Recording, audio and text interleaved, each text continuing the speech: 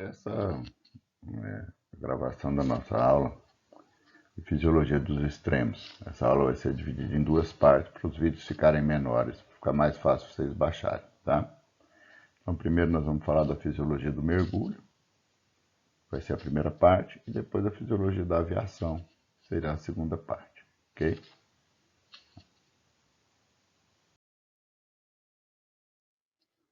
Bom, dentre todos os animais que existem no planeta, o homem é o único animal que consegue sobreviver em qualquer parte do planeta, né? Isso porque nós temos a capacidade de produzir vestimentas ou de construir, né, equipamentos que nos permitam viver em qualquer parte do planeta, suportar os extremos de temperatura, os extremos de altitude, de velocidade e assim sucessivamente, né? Então, por causa disso, nós temos seres humanos vivendo em qualquer parte do nosso planeta, seja lá no deserto, como seja no Polo Sul. Diante disso, uma das alterações que nos permite, né, viver em espaços diferentes é a fisiologia do mergulho, né? Quer dizer, o que acontece quando a gente mergulha? O que faz o nosso corpo suportar ficar debaixo d'água, né?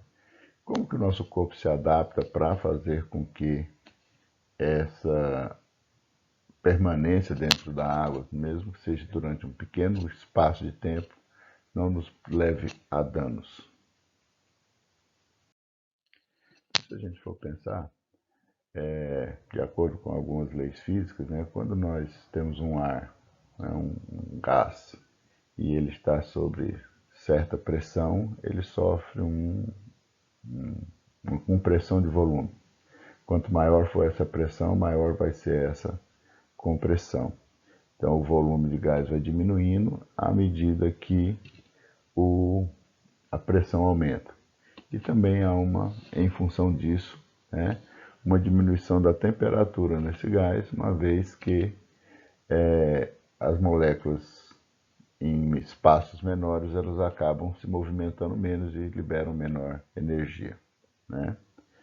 No entanto, esses efeitos físicos com relação à água, né, são desprezíveis, porque a água tem uma capacidade de, digamos assim, de ser incompreensível, né? A água não sofre muito aumento de pressão, a não ser o peso da própria água sobre ela mesma, né? Quando nós estamos fora da água, nós temos só o peso do ar, né, da coluna de ar sobre o nosso corpo, que a altura do mar, né, essa pressão exercida por essa coluna de ar é de 1 atm, né? No entanto, quando eu mergulho, eu vou ter o peso do ar mais o peso da água que estiver por cima de mim, né? Então, em função da densidade da água salgada ou água doce, que são um pouco diferentes, né? A salgada é 1,025 kg por litro, enquanto que a água é de 1 kg por litro, né? A gente tem, em média, né, a cada 10 metros de profundidade, um aumento em 1 atm. Então, se eu já estava a 1 atm quando eu estava fora da água, quando eu estiver com 10 metros de profundidade, eu vou estar com 2 atm de pressão. Então, a gente soma, né, quando vai calcular, a cada 10 metros, esse valor aí, né, de ATM. Então, eu estaria, né, com 2,06 kg por centímetro, ou seja, 2 ATMs de pressão, né, quando eu tivesse a 10 metros de profundidade, somando aí a água que eu tenho, mais o ar em cima dele, né? Isso já dobra a pressão que a gente está habituado a receber. Mas qual é o problema disso, né? O que tem ter 2 atm de pressão? O problema é só o seguinte: para o ar entrar dentro dos pulmões, né, nós temos uma diferença de pressão, em que a pressão dentro do pulmão tem que estar menor do que do lado de fora, e aí o ar entra, né? Se eu estou sob maior pressão, a força com que eu tenho que fazer para o ar entrar, maior. Obviamente que se eu estou mergulhado, a não ser que eu esteja usando aqueles respiradores, eu não vou colocar ar para dentro do pulmão. Mas, por outro lado, eu tenho como se tivesse o meu pulmão sendo comprimido, sendo empurrado, né, tentando jogar para fora o ar que está dentro do pulmão. Então, se eu mergulhei sem um respirador, sem um scuba, né, então, à medida que eu vou aprofundando, o meu pulmão, sob a ação desse aumento de pressão, ele vai forçando o ar para fora. Então, eu vou ter que fazer mais força para manter o ar dentro do meu pulmão. Certo? Bom, então, quando a gente pensa em mergulho, existem duas técnicas de mergulho mais usuais, né? O mergulho em apneia, que é aquele mergulho em que a pessoa apenas infla o peito com ar e mergulha. Né? Ele pode usar um óculos ou não, e ele mergulha sem nenhuma complementação, né, de oxigenação à parte. Então é só o oxigênio que está dentro dos pulmões dele que vai ficar sendo trocado com os alvéolos enquanto ele estiver mergulhado. Obviamente que por causa disso o tempo de mergulho é pequeno e normalmente a profundidade também é pouca porque a pessoa não tem, a não ser pessoas com um treinamento bastante intenso nesse tipo de mergulho, que conseguem ficar mais tempo dentro do mergulho, né, sem sentir grandes problemas. As pessoas normais, elas mergulham entre 30 segundos e 1 minuto, ele já sente a necessidade de sair do mergulho e fora. Por causa disso, ele normalmente não mergulha em grandes profundidades, né? Então, normalmente eu mergulho entre 1 metro, 2 metros de profundidade. Mas pessoas que fazem pesca submarina, por exemplo, eles mergulham a 5 metros ou até mais, né? Na expectativa de pescar um peixe ou coisa parecida. Né? Existe também, né, o uso desse mergulho para buscar, além da pesca, né, para pescar tesouros no mar, para buscar alguma coisa que caiu dentro do mar, de um barco, por exemplo, né, ou para apreciar a vida marinha e etc. Bom, então quando fazemos o mergulho em apneia, né, a nossa fisiologia sofre uma pequena alteração para que eu possa suportar ficar esse tempo dentro da água, né? Então, há algumas alterações cardiovasculares e respiratórias, né? Em termos da parada da respiração, né? E uma alteração no fluxo sanguíneo, porque a hematose vai acabar diminuindo, uma vez que eu vou ter uma quantidade restrita de oxigênio para ir para os alvéolos, né? Então, em função disso, a gente acaba tendo, por reflexo dessa imersão, bradicardia, uma vasoconstrição periférica, hipertensão, né, porque você joga ar da periferia, sangue da periferia para o centro, aumentando a pressão arterial, né? O volume pulmonar permanece constante, mas se eu aprofundo mais, eu posso ter a compressão desse pulmão, diminuindo aí os volumes e capacidades pulmonares, quanto mais profundo eu for nesse mergulho, né? E posso ter até extravasamento de sangue dos capilares para os alvéolos quando a pressão, né, externa de compressão for maior do que o volume residual que nós temos no nosso pulmão. Ainda nesse mergulho em apneia, nós temos que pensar o seguinte, que no início da apneia nós temos a pressão de O2 está alta e a pressão de CO2 está baixa, né? No final da apneia isso vai estar invertido, ou seja, a pressão de O2 vai estar baixa e a pressão de CO2 está alta, né? Enquanto o corpo está sofrendo a compressão, a pressão de O2 vai estar alta e a pressão de CO2 vai estar aumentando, né, gradativamente. Com o tempo, a pressão de O2 vai baixando cada vez mais e a pressão de CO2 vai aumentando. aquela necessidade de respirar, aquela vontade que a gente tem de respirar quando está mergulhado, vem em resposta do aumento da pressão de CO2. Então não é a falta de oxigênio que nos faz ter aquela vontade de respirar. É o aumento da pressão de CO2 que faz com que você tenha necessidade de jogar para fora esse excesso de CO2, certo? Nisso chega um ponto, né, que a gente chama de ponto de ruptura, em que a pressão de CO2 já está tão elevada que a sua necessidade de respirar é tão alta que você sai de dentro da água, né, e se você não sair, o corpo faz um reflexo, né, e puxa, e é quando a pessoa se afoga, né, porque aí ele puxa a água para dentro do pulmão, em função da grande necessidade de respirar que ele estava. Bom, então qual é o problema no mergulho de apneia, né? Primeiro, a pessoa pode desmaiar por causa das alterações de pressão de O2 e de CO2, certo? Quando ele fica tempo demais submerso, então ele desliga, apaga, né? E pode sofrer também o afogamento, porque o corpo vai, como eu falei, né? Reagir no sentido de puxar ar para dentro do pulmão. Como ele está mergulhado, ele vai puxar a água, né? E aí ele acaba, então, se afogando, certo?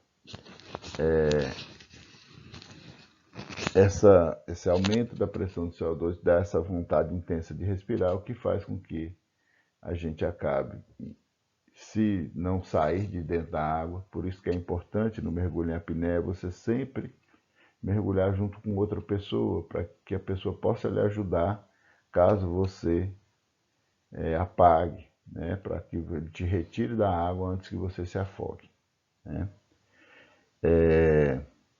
Uma coisa que fazem muito no mergulho em apneia, né, é fazer uma hiperventilação. Então a pessoa hiperventila, com isso ele aumenta a pressão de O2 no sangue e diminui a pressão de CO2. Com isso ele vai ficar mais tempo sem ter essa vontade de respirar e vai demorar mais a aumentar a pressão de CO2 ao nível de ruptura. E consequentemente assim ele fica mais tempo dentro da água. Outra coisa importante é que quem faz mergulho em apneia, ele fica muito tempo, normalmente, dentro da água, né? Então ele vai, mergulha um pouco, sai lá fora, respira, entra de novo e tal. Então às vezes fica horas fazendo isso, pescando, por exemplo, né? Então isso pode levar a hipotermia, certo? Por causa das águas frias, dos rios e lagos e oceanos, né? E também outra coisa que quando ele mergulha muito profundamente, né, a pressão é tão intensa que pode dar ruptura do tímpano, né, e até dos seios da face e tal, e em casos extremos até a ruptura do próprio pulmão. A outra maneira de se mergulhar é o mergulho com scuba. Nesse caso, o ar precisa ser pressurizado, então ele é colocado dentro de um cilindro sob pressão e ele tem um regulador de pressão.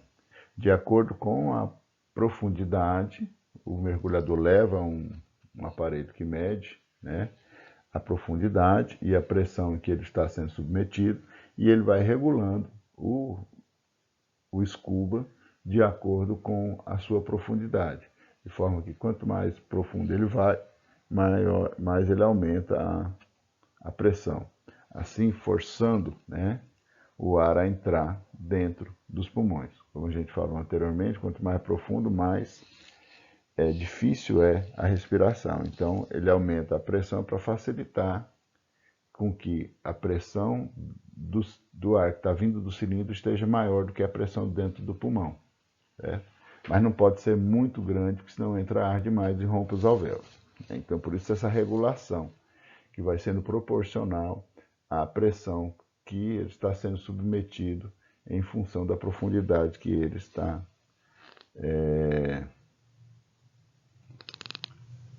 em que ele está mergulhando, certo? Dessa forma, a absorção do gás pelos tecidos, ela vai ser proporcional à pressão a que ele está submetido. Um grande problema é o inverso, né?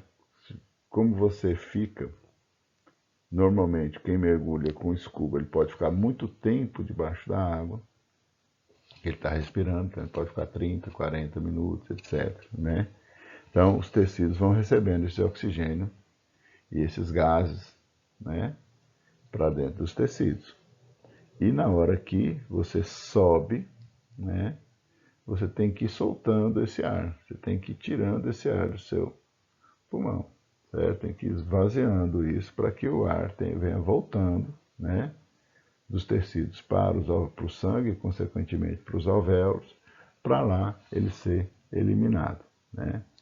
Se não fizer isso, quando você sai de um lugar de alta pressão para um lugar de baixa pressão, ele expande, né? E essa expansão pode formar bolhas. Então, por causa dessa possibilidade, né, no mergulho com scuba pode acontecer a formação dos êmbolos de ar, que viria em função da formação dessas bolhas, certo? Na hora que a pessoa sai de um lugar de maior profundidade, sobe muito rápido. Não faz o que nós chamamos de descompressão, né? Então, para você ter uma ideia, a partir de 1,5 m de profundidade, você já tem a distensão do alvéolo. Imagine a 10 metros ou a 20 metros, né? O tanto que isso poderia distender ao ponto de fazer a ruptura desses alvéolos, né? Então, o ar que está dentro do alvéolo, que estaria sob alta pressão, vai para um lugar de baixa pressão e ele expande. Nisso ele estoura, ele rompe os alvéolos e a pessoa vai ficar com uma dificuldade respiratória bastante significativa. Sem falar que ao fazer essa ruptura, capilares sanguíneos acabam se rasgando e acabam então tendo extravasamento de sangue e hemorragia no pulmão, né? Ainda há possibilidade, né, de aparecer fazer um pneumotórax, né, em que o ar fica para o lado de fora do pulmão, né, e faça dentro da cavidade torácica e faça a compressão do pulmão, como a gente pode ver aqui na imagem, né? E aí esse ar aqui, ó, quanto mais para cima você for, mais ele vai expandindo e mais ele vai comprimindo o pulmão e o coração, impedindo um funcionamento adequado do coração e também do pulmão. Normalmente, quando isso acontece, tem que fazer uma intervenção cirúrgica rapidamente, né, para que o pulmão, para retirar esse ar que está aqui e o pulmão volte a se expandir de maneira normal. Outro problema que pode acontecer também com o mergulho em scuba, né, é a narcose. A narcose é como que um estado de embriaguez pelo excesso de nitrogênio, certo? Então, a maior a maior pressão em que o indivíduo está submetido quando está mergulhando, leva a uma maior difusão para os tecidos do nitrogênio. Nós sabemos que o ar atmosférico, 70% aproximadamente do ar que tem, dos gases que tem nesse ar, é o nitrogênio, né? Então, esse nitrogênio, dependendo da profundidade do tempo de permanência, ele invade os tecidos, ele tem uma solubilidade alta com relação ao tecido adiposo, então ele atravessa as membranas com facilidade, né? E aí ele pode provocar então o que nós chamamos de narcose, que seria uma embriaguez pelo nitrogênio, né? Como se ele tivesse ingerido bebida alcoólica com o estômago vazio, certo? Então, a cerca de 30 metros de profundidade, você já teria aí o equivalente a uma dose de martini, né? Então você já pode ter aí, por causa disso, vertigem, lentidão, euforia, né? E perder um pouco a sua compreensão do que está acontecendo à sua volta, né? Então é muito comum, né, mergulhadores, por causa dessa narcose, né, essa falsa embriaguez, porque ela não é uma embriaguez que não ingeriu bebida alcoólica, mas ele tem um efeito semelhante, ele acabar se prejudicando, né, no seu mergulho e ultrapassar os seus limites e tal por causa desse efeito. Então, como a gente já tinha citado anteriormente, né, pode acontecer num mergulhador que fez o mergulho e ao sair da água ele não fez a descompressão, né, de maneira adequada, né, ele fazer algo semelhante ao que a gente vê quando você abre uma garrafa de refrigerante, né? Então o ar está lá comprimido, o CO2, né, dentro do líquido do refrigerante. Quando você abre a garrafa, ele se separa da água, né, e forma aquelas bolhas, né? Então essas bolhas que vão formar, então, o que nós chamamos de embolia gasosa, porque ela pode impedir a passagem de sangue aonde foi feito essas bolhas, né? Então essas bolhas elas podem juntar umas com as outras e criar um grande êmbolo. E aí, né, onde está esse êmbolo, o sangue não circula, né? Porque ela como que entupisse o vaso sanguíneo com o ar, né? Então isso pode levar então a esse bloqueio circulatório, leva a dor por falta de oxigenação, leva a danos nos tecidos, que os tecidos não recebem sangue, então eles morrem por isquemia, né? Leva a vertigem, paralisia, a sensação de falta de ar, né? Aí até a inconsciência, certo? Se ele está fazendo esse mergulho associado ao exercício, esse efeito é maior ainda, né? Nesse caso, o ideal é fazer a recompressão. Então, se o cara saiu muito rápido, você pega e leva ele de volta para a profundidade, rapidamente, e aí o cara recomprimiu o ar, e aí depois você vai subir novamente agora de maneira correta, fazendo a descompressão, né, do jeito que deveria ser feito. Então essa descompressão, né, ela é feita de maneira que você vai subindo lentamente e vai regulando novamente a pressão do scuba, né, para que a pressão vai se igualando à medida que você vai subindo, né? Ela é proporcional à profundidade e o tempo de mergulho, né? Aí, de acordo com isso, é que vai ser decidido e realizada essa descompressão, certo? Sempre lembrando que para facilitar e para evitar danos, à medida que vai subindo, você vai esvaziando o pulmão, né? Então a gente nunca sobe com o pulmão cheio de ar. A gente vai sempre soltando ar, soltando ar, soltando ar. A cada, né, elevação, você vai esvaziando o pulmão para que o organismo, então, não tenha expansão de volume desse pulmão, à medida que ele mude de uma pressão para uma outra mais baixa. Mergulhadores que trabalham com grandes profundidades e durante muito tempo de exposição ao mergulho, né, eles acabam tendo uma necessidade maior dessa descompressão, certo? E muitas vezes eles, para fazer essa descompressão de maneira adequada, eles são colocados numa câmara hiperbárica, né, em que, como a gente pode ver na imagem aqui, né, o mergulhador fica ali dentro dessa câmara e vai sendo feita a descompressão lentamente dessa pessoa que ficou lá 12, 13, 15 horas mergulhado. Acontece muito em estações de petróleo, essas coisas, né? Então, de mergulhadores que ficam um tempo muito grande mergulhado. Então, ele entra nessa câmara hiperbárica, né? Aí ela então, digamos assim, vai equilibrando gradativamente a pressão e ele fica horas para chegar à sua possibilidade, né, de estar completamente descomprimido e poder sair dessa câmara. Ainda com relação ao mergulho com scuba, a pessoa pode ter também a intoxicação pelo oxigênio, ou seja, o oxigênio entra em solução, ele ocupa um volume maior de presença dele livre dentro dos vasos sanguíneos, porque a pressão de O2 pode aumentar muito, né? Então, aquela parcela de O2 que ficaria livre para difundir para os tecidos fica maior. consequentemente a hemácia fica mais ocupada e com isso o CO2 fica menos disponível para ser transportado na corrente sanguínea. A gente lembra que cerca de 23% do CO2 ele circula ligado à hemoglobina. Então, se a hemoglobina está mais ocupada com o oxigênio, vai ter menos hemoglobina disponível para carregar esse CO2, certo?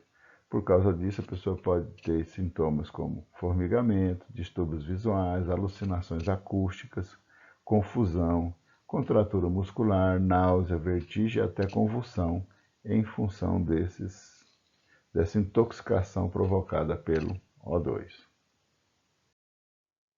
Ainda nesse mergulho prolongado, né, com o scuba, o sistema cardiovascular tentando se adaptar, aumenta o retorno venoso, reduz a frequência cardíaca, há uma soma disso ao reflexo facial e da presença da água fria, então a sensação da água fria faz um reflexo que reduz a frequência cardíaca, né, e diminui, faz vasoconstrição periférica para perder menos calor por causa do contato com a água, né?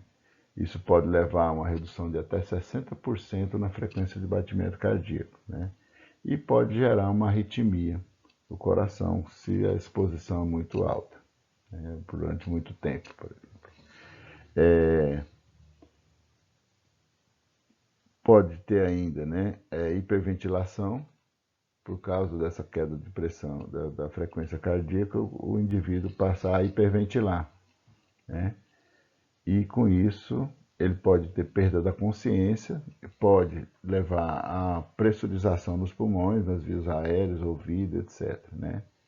E aí, para minimizar um pouco isso, né, a gente o mergulhador fecha o nariz e sopra o ar para dentro dos ouvidos para equilibrar melhor as pressões aí no tímpano e evitar o rompimento do tímpano. Então, no mergulho com scuba com uma profundidade maior, você tem então o risco, né, da ruptura do tímpano, porque a pressão vai forçando o tímpano para dentro, né, a coluna de água vai forçando o tímpano para dentro e isso pode romper o tímpano.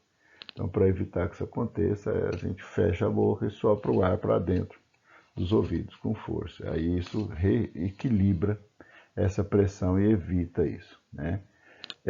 Pessoa que está com resfriados, que está com sinusite, etc., ele é contraindicado o mergulho, porque a passagem, né, nas cavidades dos seios da face, por exemplo, de ar, que equilibraria esse esquema de pressão, ia estar comprometido pela presença de secreções do processo inflamatório. Certo? O uso de óculos no mergulho com scuba, né, com maior profundidade, pode levar a rompimento de vasos sanguíneos nos olhos, né, certo? Então, se você não usa o óculos, a pressão em alta pressão da coluna de água sobre os olhos pode levar a essa ruptura, né? Então, também não deve, quando usar o óculos, não pode deixar bolhas de ar dentro do óculos, porque senão na hora que vai saindo, o ar vai se expandir e essa bolha que era pequena fica grande e isso comprime os olhos, podendo levar a ruptura desses vasos. Então, a pessoa precisa usar o óculos de mergulho e tem que ser uma máscara que retenha pouco ar no seu interior para que não haja esse risco, né? Para não levar danos. Em casos mais, digamos assim, intensos, né? Isso pode levar até a arrancar o globo ocular, né? Tirar o olho do seu lugar adequado em função dessa bolha de ar desses óculos. Em caso de mergulhos prolongado, né, chega aí a mais de 30 dias ou até 30 dias, as pessoas que trabalham com isso em algumas profissões, né, eles descem, em vez de eles não descem mergulhando, ele desce na câmara isobárica, certo? E a câmara vai, à medida que ele vai descendo, a pressão vai aumentando na câmara, né? Então, quando ele chega no local onde ele vai realizar o seu mergulho, ele vai abrir essa câmara, né? E lá a pressão vai estar ele já vai estar adaptado àquela pressão que ele vai encontrar do lado de fora, né? Certo? E muitas vezes há necessidade de substituir o oxigênio pelo hélio, né? Na respiração. Então, o hélio é um gás inerte que tem digamos assim, não provoca aquele efeito de narcose que a gente citou, né? Já que a pessoa vai ficar à exposição ao nitrogênio durante muito tempo. Então eles fazem, né, um ar artificial em que no lugar do nitrogênio eles colocam o hélio. E aí aquele efeito de narcose não vai acontecer, certo?